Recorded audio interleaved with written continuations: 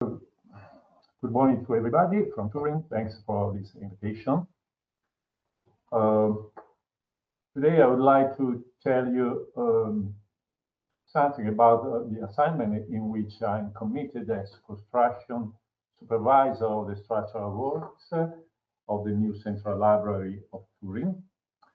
On this occasion, I would like to extend my presentation with a few words also about the figure and the genius of the father of this building, the designer, the constructor, Pierluigi Nervi, whom I have always admired since I was a student at Polytechnic of Torino, and even more today that I have the privilege and the responsibility to work on one of his most beautiful buildings.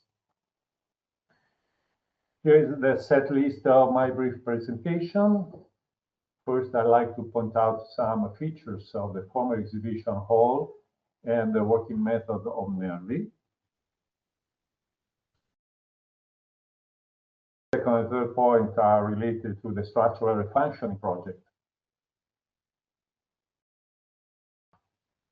So Pierluigi Nervi is remembered as the most famous Italian engineer of the world in the last century.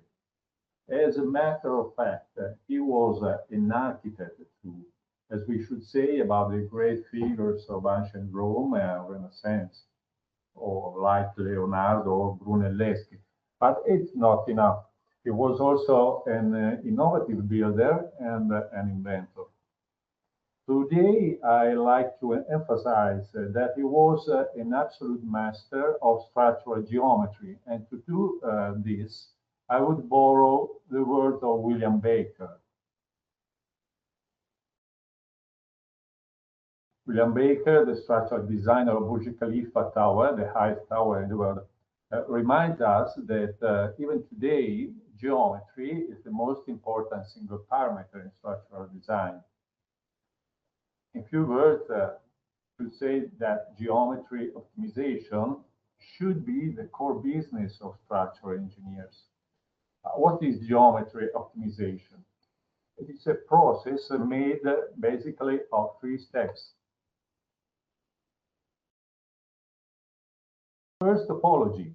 What is connected to what? Second, shape. What is the layout of our structure? At the end, size, how big.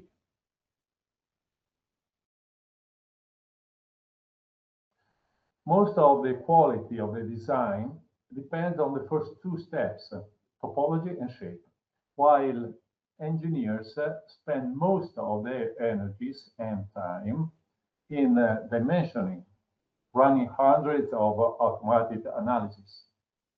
To make the right choice about topology and shape, then size of optimization is just a matter of calculation. This is exactly Nervi's approach. Talking about geometry, the first static scheme, the first intuition, may arise simply by observing nature. We are in Arches National Park in Utah, USA. This gorgeous rock arch is the longest in the world, and it is called Landscape Arch. This image, found seeking Google by chance, caught my attention because there was something, like say, familiar in its geometry. If you try to overlap the original Nervi's drawing of the former exhibition hall, future library, you will find something amazing. The curvatures are quite similar. Curiously, even the spans are not so much different, about 80 meters. But curvature, and again geometry, was not something left to chance by Nervi. This is how Nervi defined the geometry of the arches, building the curve of pressure according to a graphic method. This is geometry optimization too. A simple arch with variable height repeated over and over becomes the roof vault. This is the first page of the calculation report, personally signed by Nervi. Simple scheme, I said, but simple is not synonymous of easy. You must deal with lightness and lighting requirements. So the great arch ribs are emptied for lighting purpose, exactly where material is not essential, and much more than one could imagine.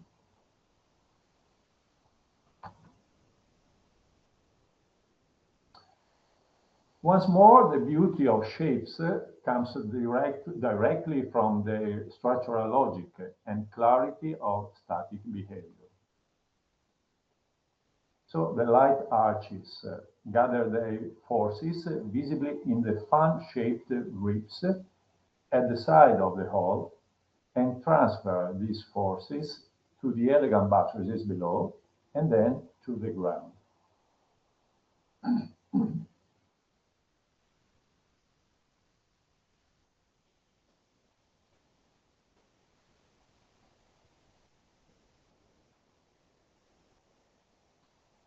The roof excuse me. The roof structures are one of the best examples of a revolutionary kind of reinforced concrete, reinvented by Nervi as an extremely malleable building material, ferrocemento. Ferrocemento is a thin, flexible, elastic, and very strong material composed of several layers of fine steel mesh with wires about just 1 millimeter in diameter, set 10 millimeter apart, sprayed with cement mortar. But as Nervi said, this technique was introduced not so much for the sake of innovation as to solve specific requirements: lightness, the reduction of the formworks, and the reduction of reinforcing steel, because we must remember that during and soon after the World War II, Italy suffered for the shortage of steel.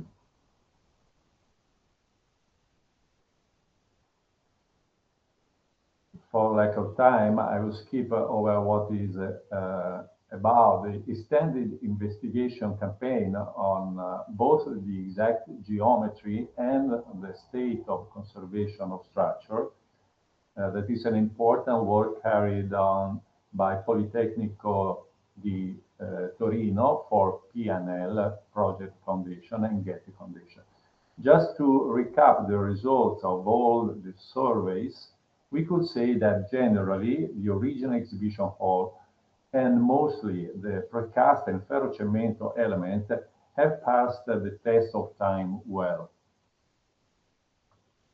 On the contrary, we can observe a significant and widespread structural degradation in the portion of the complex that belongs to the original Palazzo della Moda, Palace of Fashion, dating back in 1930s, when Turin was the Italian capital of fashion.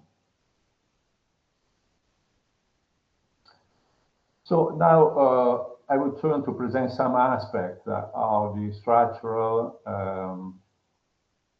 project. The structural works will cost about 20 million euro and are today almost finished. This is what the central library will look like. On the left, you can see one of the buildings of the former Palazzo della Moda, subject of another refunctioning project.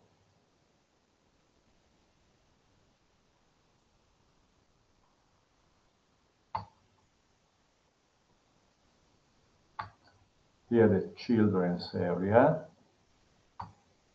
and the view of from the nearby Valentino Park. The bookshelves for free picking. So the seismic analysis have been developed to characterize the dynamic behavior. Here are the first two mode shapes. The natural period of vibration is about 1 second.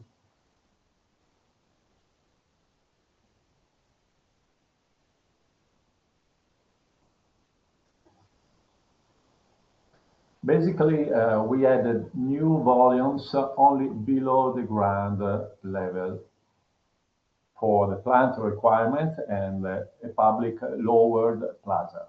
Above the ground, the existing structure have been subjected to consolidation works that are completely invisible.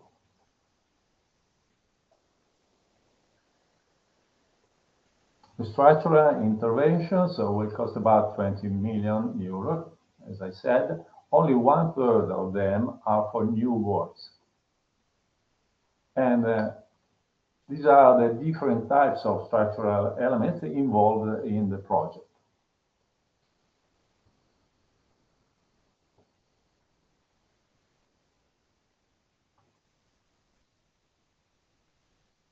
SRG system has been intensively applied. Basically, it is made of high performance steel fibers embedded in cement mortar. It represents an effective and cost-efficient method of strengthening that is gaining more and more popularity due to significant advantages guaranteed by the use of inorganic matrix. Compared with other techniques, SRG shows several advantages: very low weight, ease of application, better behavior to high temperature, better fire resistance, vapor permeability, and reversibility. This last feature is particularly appreciated for heritage buildings. The application of SRG are countless and are possible with almost all structural materials: masonry, steel, wood, and of course, concrete.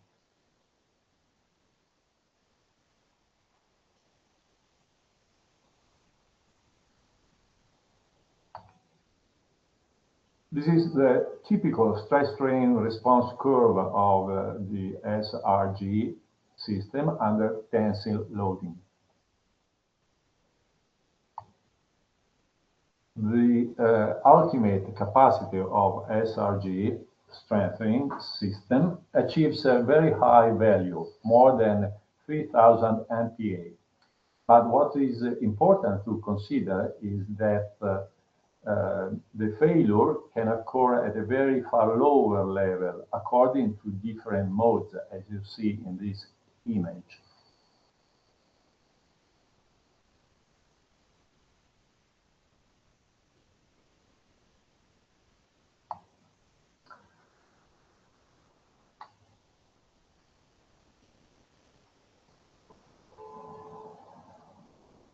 So it is important to provide many tests on site to measure the real resistance of this system. Tension test, SRG pull-off test, to measure the grip on the existing concrete, and concrete pull-out test to measure the resistance of existing concrete. Another tensile test on buttresses and a pillar. In this case, the mode of failure was extremely positive, type E. because the rupture occurred in the unbonded portion of fibers, showing therefore the maximum value of strength, about 3000 MPa.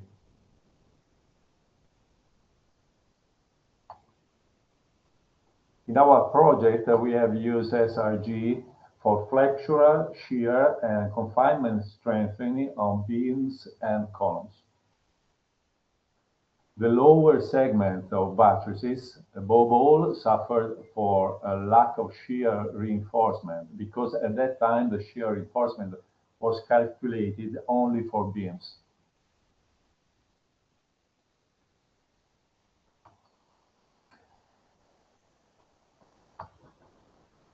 Excuse me.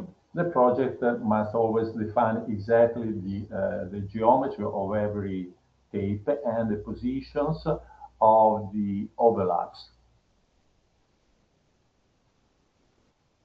These are the simple steps of the application of a tape. It is particularly important to roughen the surface. The first step, the roughness, the minimum roughness is about 5 millimeters.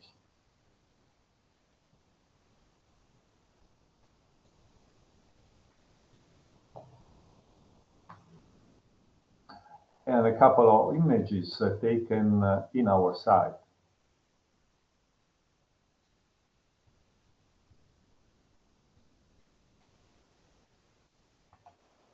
The system is easily hidden under the plaster, so you can't tell the difference before and after the treatment.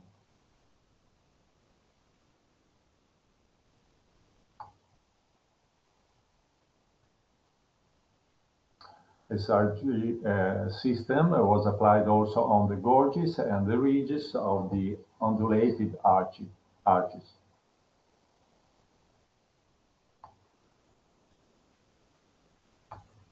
The photo of the original construction and the layout of fibers on the roof. Professor Bruwiller just told us many things about UHPFRC.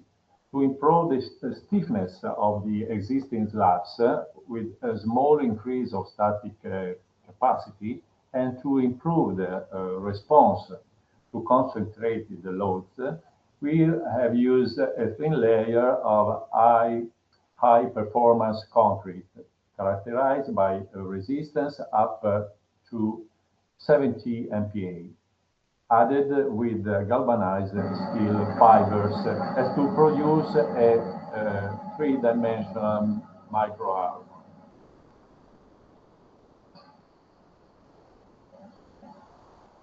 As you see,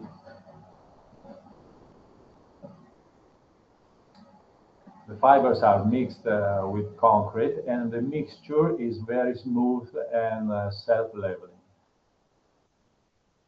Again, it is necessary to measure the grip of the new layer on the existing slab in this simple way.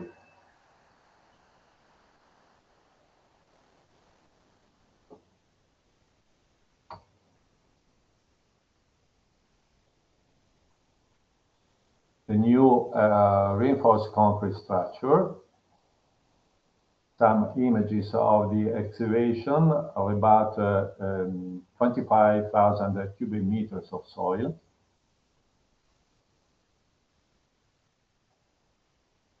The new slabs were lightened using recycled polypropylene void formers.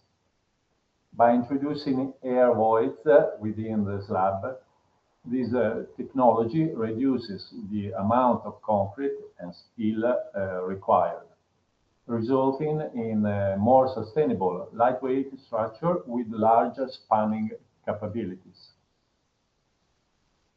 Here is the slab before the concrete casting.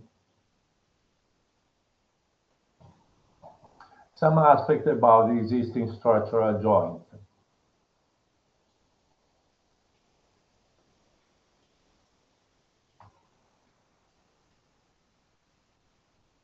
The existing structural joints are to be preserved to allow for thermal expansions and constructions. But in the seismic phase, they can trigger the so-called seismic pounding, where two parts of the buildings hit each other. So how can we prevent this phenomenon? In our site, in a few weeks, we will install 8 of these devices, shock transmitter units, that are basically sort of pistons full of silicon that allows for slow natural movement while instantaneously lock up to transfer high velocity forces like earthquakes.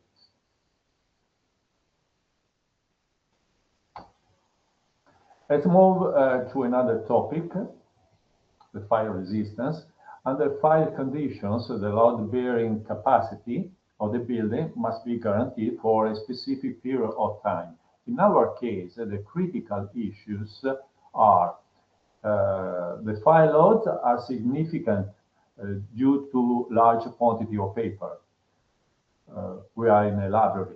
The periods of safety time are long to guarantee the evacuation and the access to the rescue teams.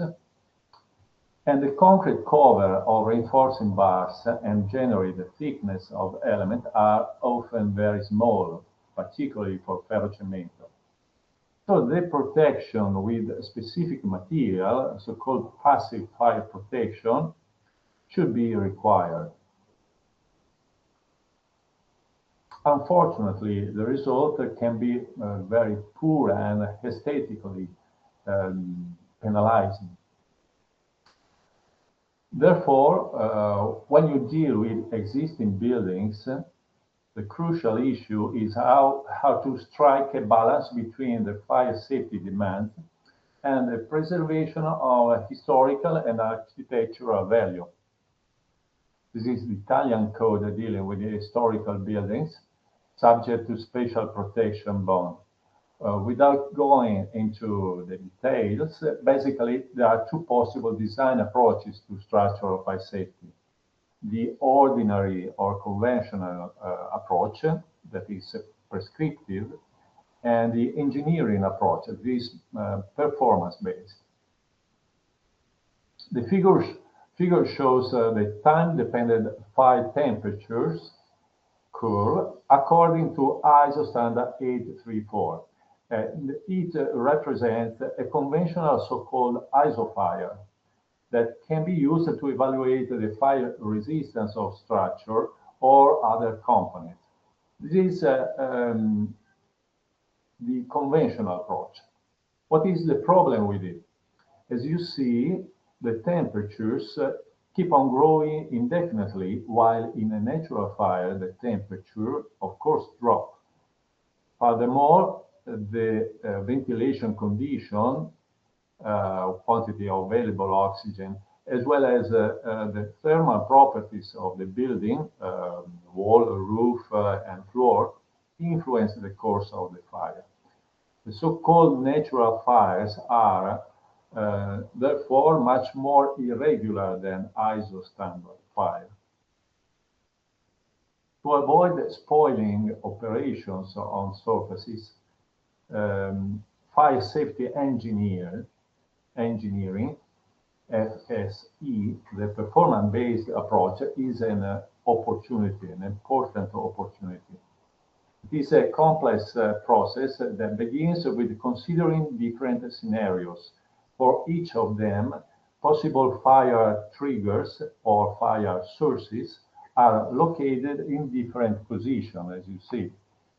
Every fire source features a specific heat release rate, HRR curve. For example, this is the HRR curve of a single shelf of books. But you have to take into account also the extinguishing system. The book depository of the new library will be equipped with a water mist system. So the very small spray droplets effectively reduce the temperature.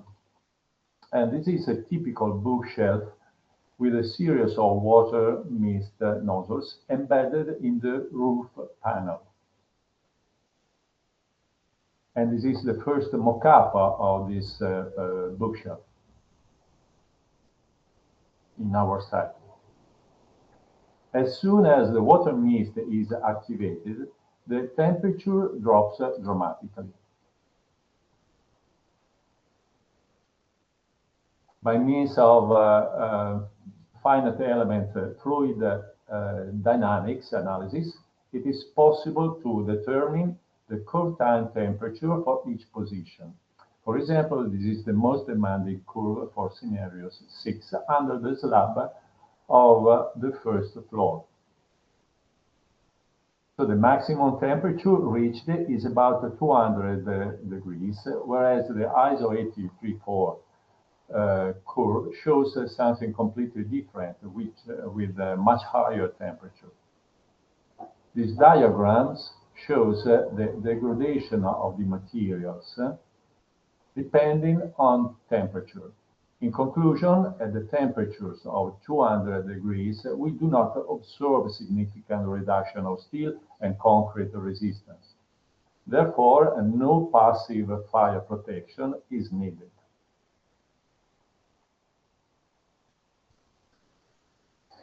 We are at the end of my presentation. This advisement of mid-1950s says, with an IBM computer, you will have the computational power of 150 engineers. All those engineers in the background are using a calculation tool that the younger ones maybe don't know.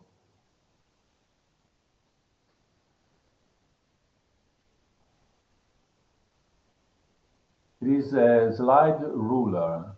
It is a hand-operated mechanical tool.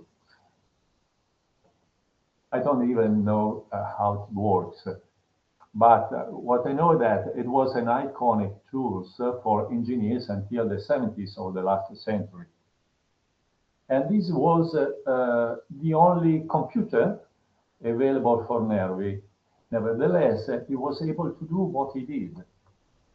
This was possible because, in a few words, he always tried to predict the behavior of a structure before calculating it, as we said at the beginning of this presentation. This is the evergreen lesson by Pierluigi Nervi for us. First shape, then calculate. Sometimes we trust our powerful computers too much, probably even worse with the introduction of AI.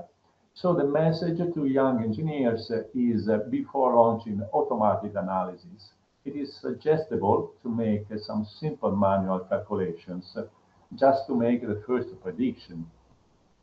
But obviously the use of slide ruler is only optional. You can also use your finger. Thank you all. Thank you, Pierluigi. We are going to, before we conclude on the case study, we're gonna conclude with Paolo Girardello, that will go a little bit in deep with the application of the system. Paolo, you should be able to share your screen.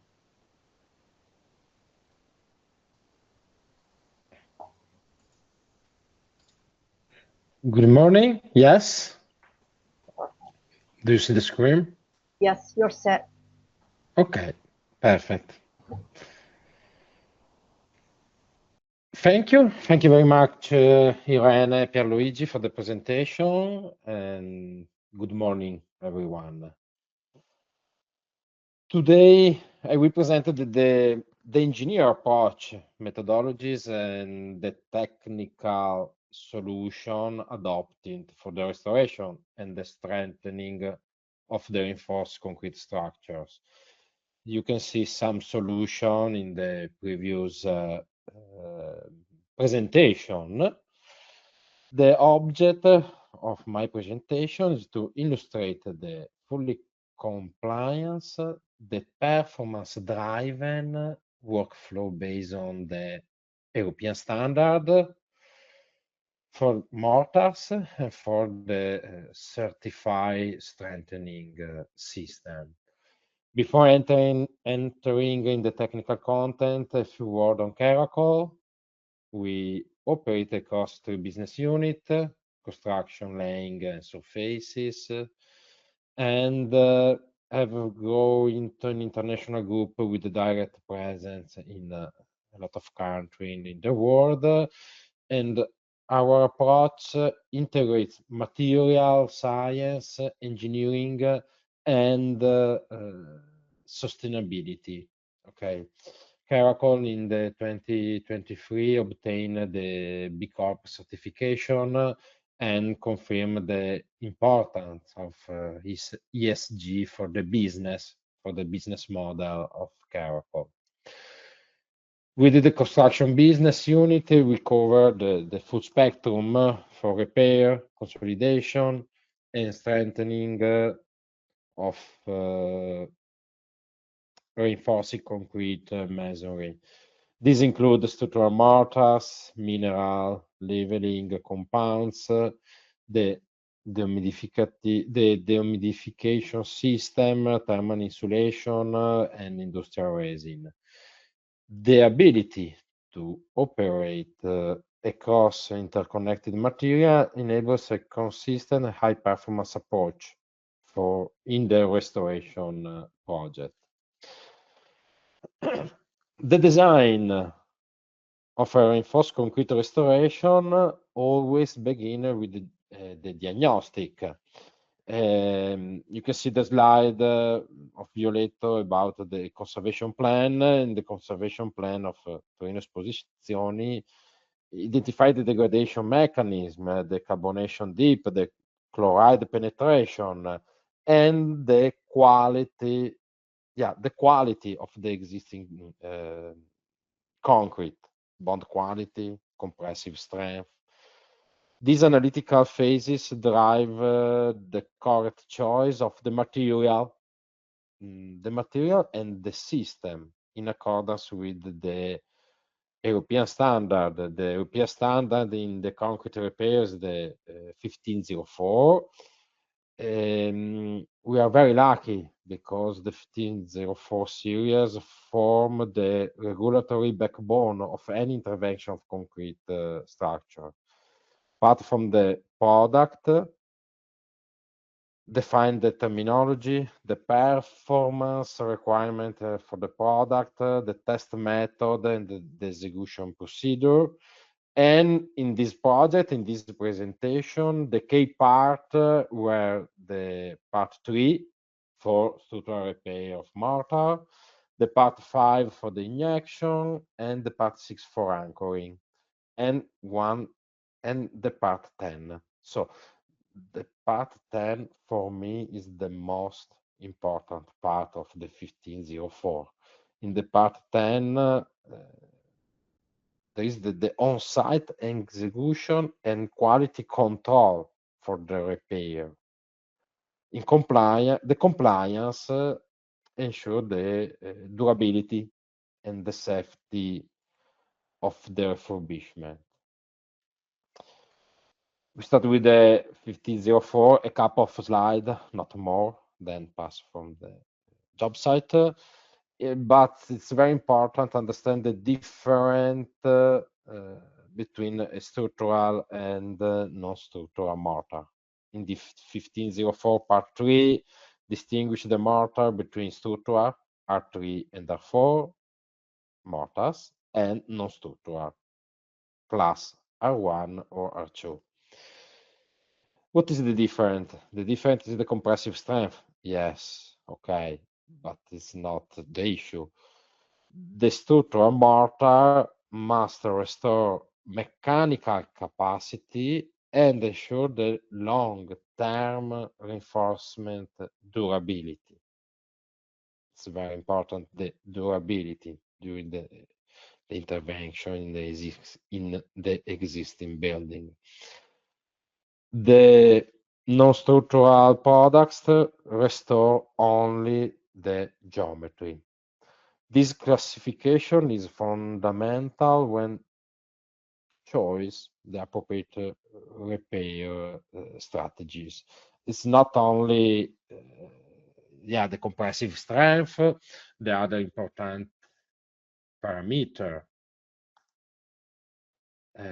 is the adhesion bond. In the structural is very high, and the last performance is very, very important in the existing building, the carbonation resistance. The carbonation resistance is required in the structural mortar in class R4, R3, and it's not required in the R1. Okay. The other part is the part 10 of the 1504, because a correct intervention begin with the characterization of the degradation mechanism. Yeah. Sorry, but I have a problem with the... Sorry. Okay. I have a problem with the PowerPoint. So a correct intervention begin with the characterization of degradation. Okay. But the preliminary operation, so the preparation of the support, is the base on this parameter. Okay. The object is to achieve a clean, sound, and sufficiently rough surface. Engineer Violetto speak about the rough surface. Why? Because the first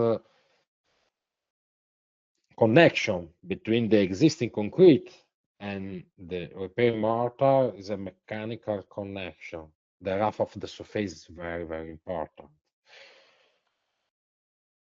No repair system is reliable without this prerequisite.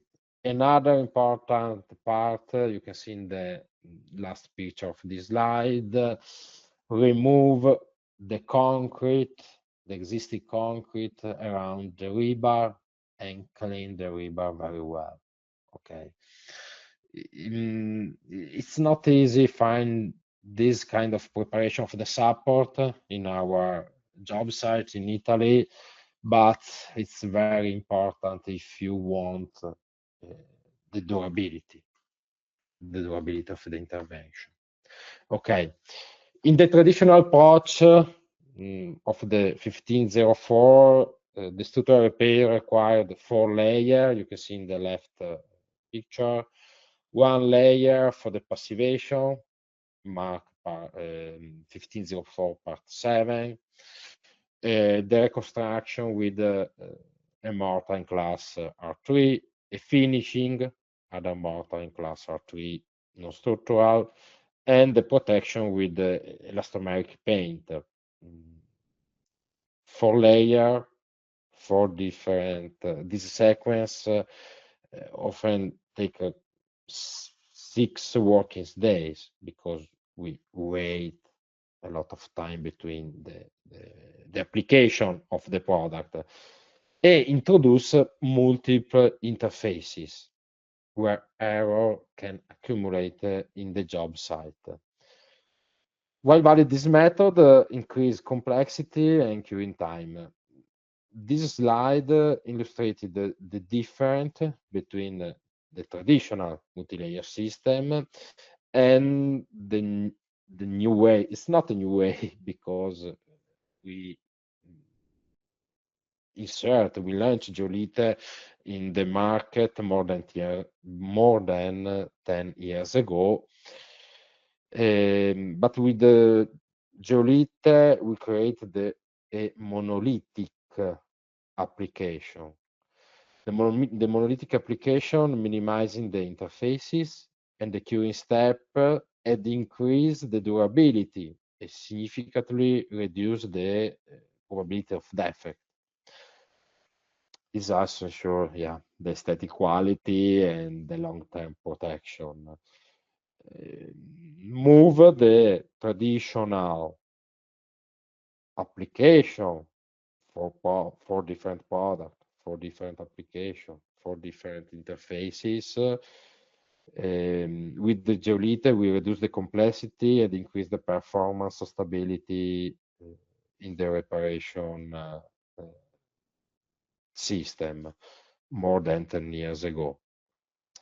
Geolite is a range of product. The mortar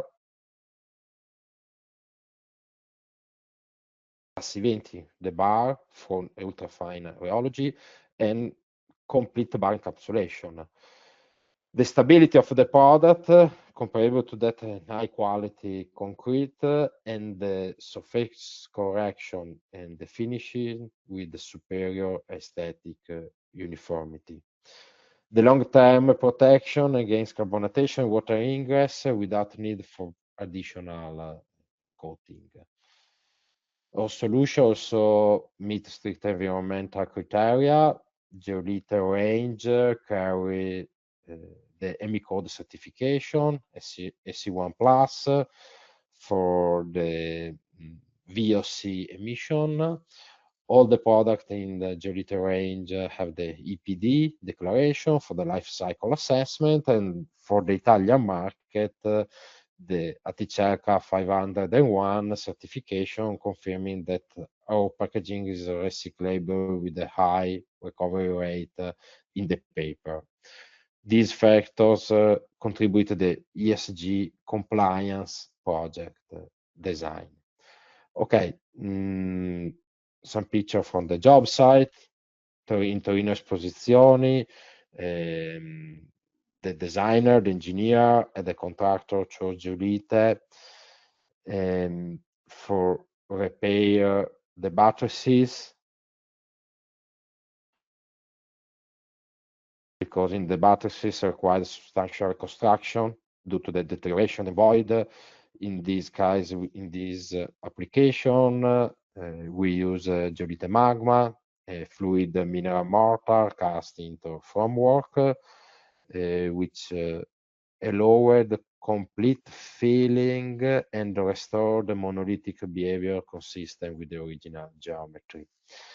Geolite Magma, we use Geolite Magma in the jacketing, in several structural elements, in the soft SAS buildings. The contractor used the jacketing with new rebar, you can see the picture, and the Geolite Magma to increase the section to improve the load bearing capacity. This technique provide confinement, increase the shear resist, the shear performance, and restore the structural adequacy of critical component. In the left picture, you can see the final result after 1 day when the worker removed the framework. The result is very beautiful. It's not only a structural strengthening, but it's the final result is very beautiful. But it's the fluid mortar in this job site was used not only for increase the resistance and not only for repair, but some historical elements were restored by injecting and casting Geolite Magma inside a polystyrene formwork to reestablish the density and the mechanical continuity of this decoration. In this slide, the detail of the formwork and the detail of the application. From the design to the job site, in this slide, show the right method for this application.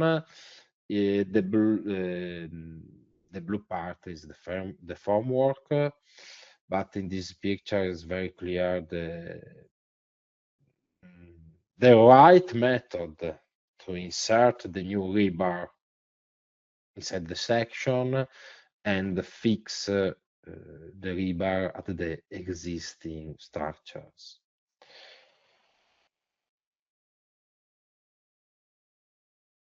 And the final result. This is the final result after we move the formwork. Okay. In this picture, I show you the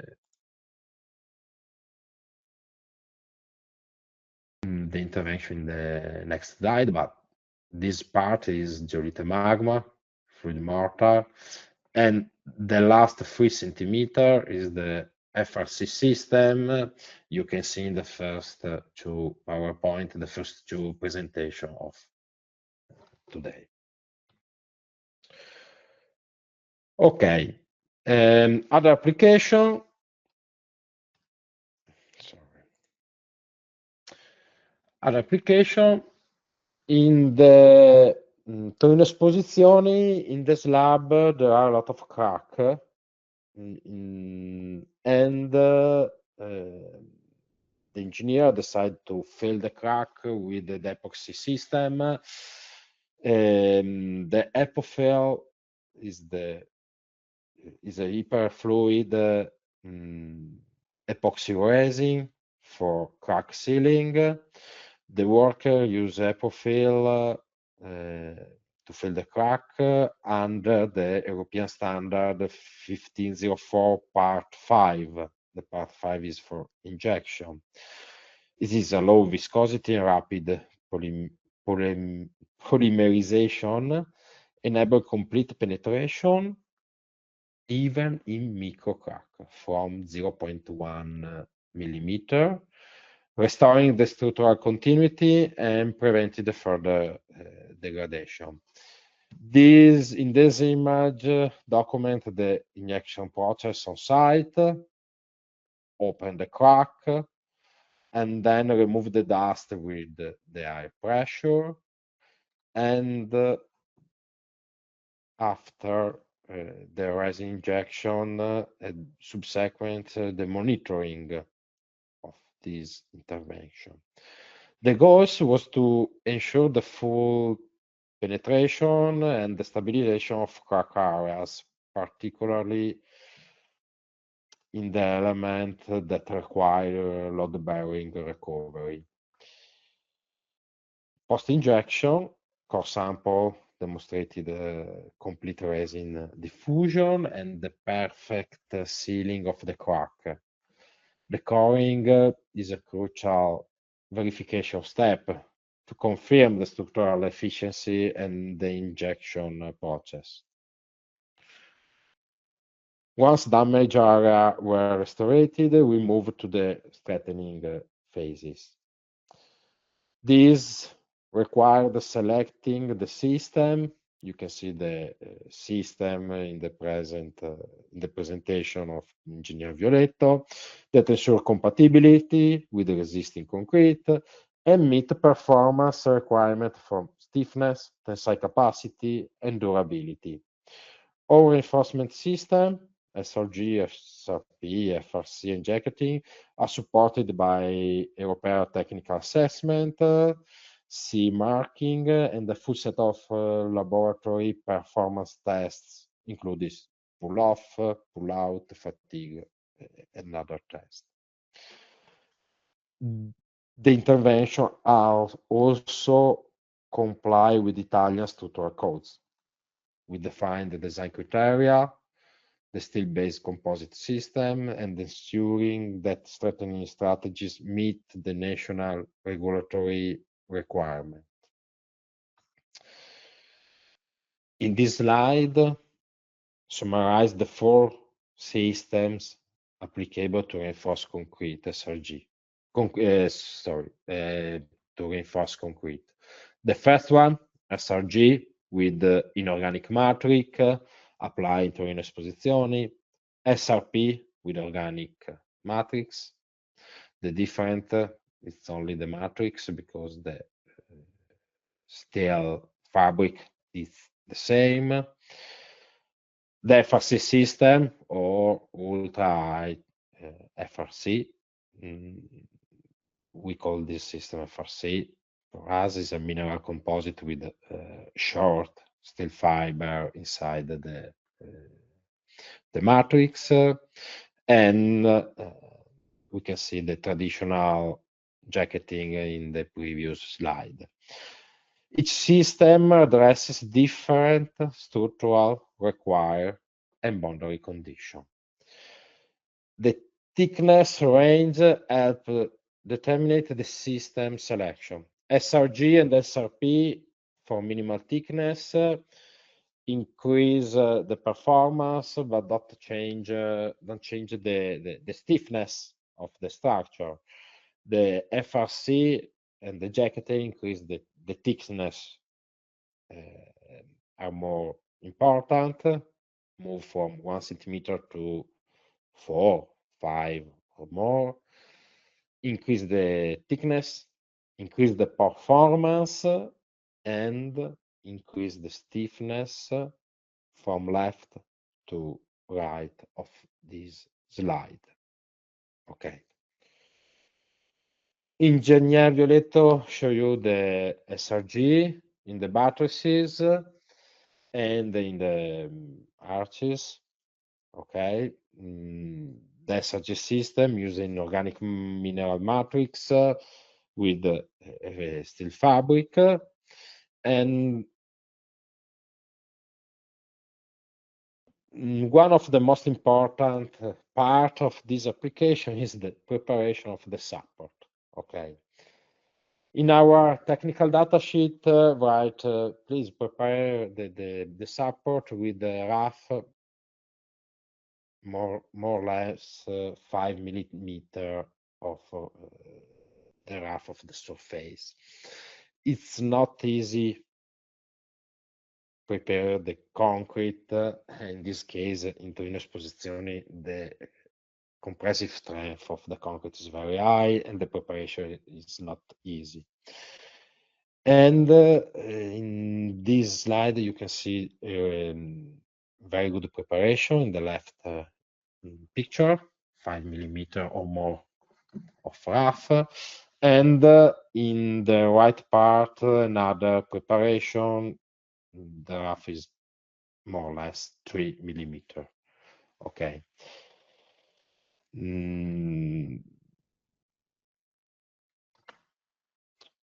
We realize the contract with the engineer, ask the single lap shear test, and in the single lap shear test, in both the surface, rough 5 millimeter or rough 3 millimeter, the result of the single lap shear test was the same. Okay, arrive at the failure failure E, and the maximum strength of the fiber. Okay, so this test, this on-site test before the application of the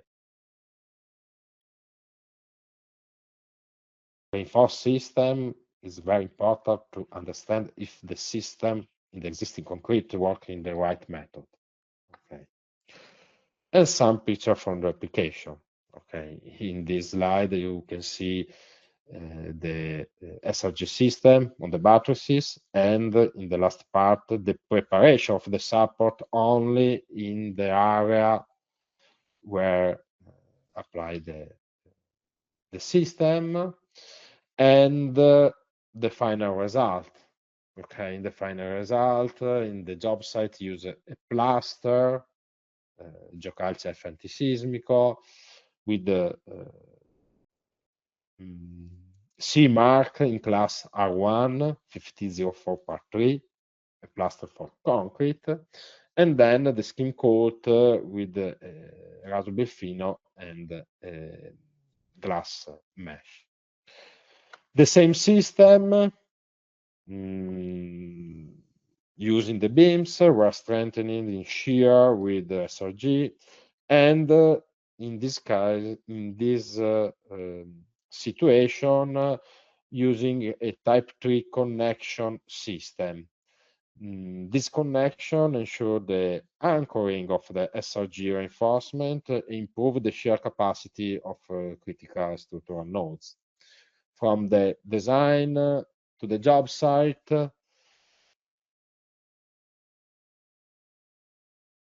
it's very easy to apply, and in the upper picture you can see the SRG fabric in the upper part of a slab, and in the bottom the application of the U shape to increase the shear. Okay. Another intervention, FRC, fluid mortar with steel fiber. In this situation, the adhesion between the existing concrete is very important. We realize in the last 5 years a lot of different tests, experiments with the University of Padova. And for this job site, the compressive strength of the existing concrete is very high, and decide to prepare the surface with roughness very high, and then don't use water but use a primer to increase the adhesion between the existing concrete and the new FRC system. This is the preparation. It's not is a mechanical preparation, okay, not sandblasting, but in the horizontal slab, this kind of solution is very faster, is very good, and you can see the preparation, the 5 millimeter for rough in the surface. The application of product, not with a big mixer, but with a traditional concrete mixer, and then pump the product with an eccentric screw mortar pump. Okay.